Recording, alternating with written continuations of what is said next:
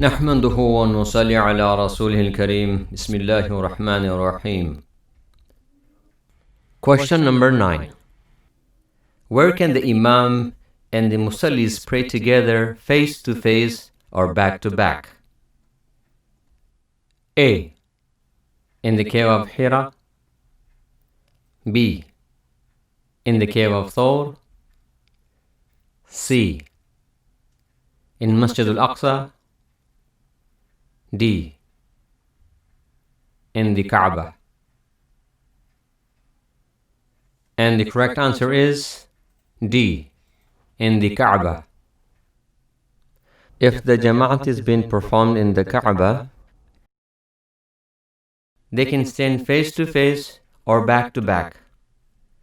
The Imam can stand facing towards any side of the wall, and the Musallis also can stand facing towards any side of the wall.